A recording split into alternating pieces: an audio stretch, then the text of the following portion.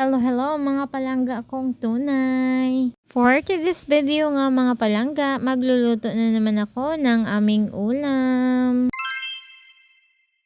At ito na nga mga palangga ang aking simpleng sangkap.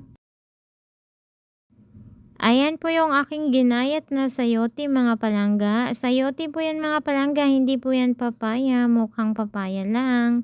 At meron din ako ditong panggisa na sibuyas at bawang. At meron din akong paminta na durog. At saka yung magic sarap. At itong aking sahog na sardines. At syempre ang ating pampalasa na asin. Yan lang po lahat mga palangga ang aking sangkap sa aming simpleng ulam ngayon ni Habi. At ito na nga mga palangga ang aking kawali. Nilagyan ko na yan ng mantika. At syempre nilagay ko na din ang aking bawang at sibuyas at sinangkotsa ko na siya mga palangga. Ang sunod ko naman na ilagay dyan mga palangga ay ang aking sardinas. Simpleng ulam lang siya mga palangga pero masarap at mabilis lutuin.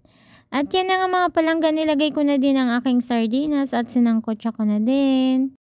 At pagkatapos nga mga palangga ay isusunod ko na din na ilagay ang aking sayote.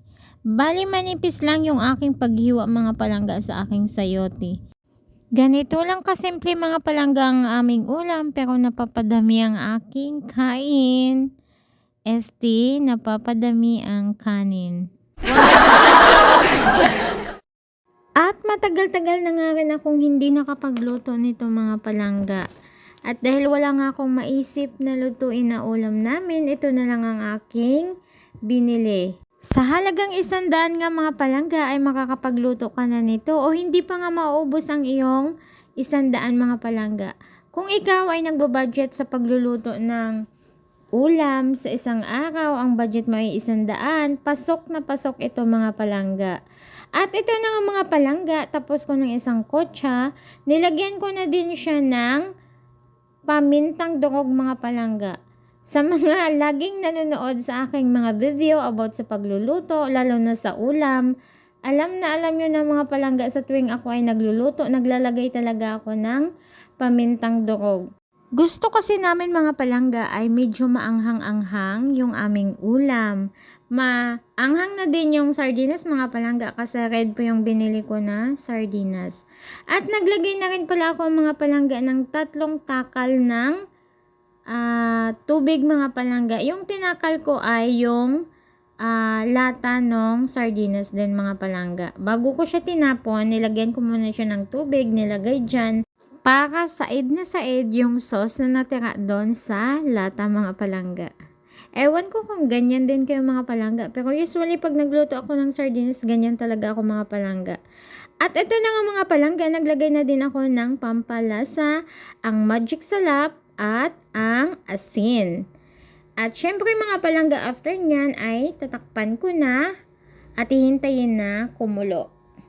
At pagkalipas nga ng ilang minuto mga palangga, ito na ang aking sayote with sardines. Kumulo na siya mga palangga at malambot na din yung sayote mga palangga, no? So, titikman ko na yun mga palangga kung okay na yung lasa. Syempre, off ko na ang aking gasolitoy. For the tikim na ang inyong ate Yenggay. Wow! At dahil okay na nga ang lasa mga palangga, syempre off ko na ang aking gasolitoy. At tapos na din ako magluto mga palangga ng aming ulalam. Syempre mga palangga, ang next ay for the lafang na.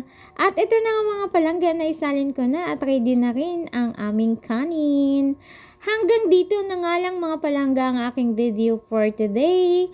Hanggang sa muli mga palangga, maraming salamat sa inyong walang sawang pagsuporta at panonood sa aming mga video. Bye!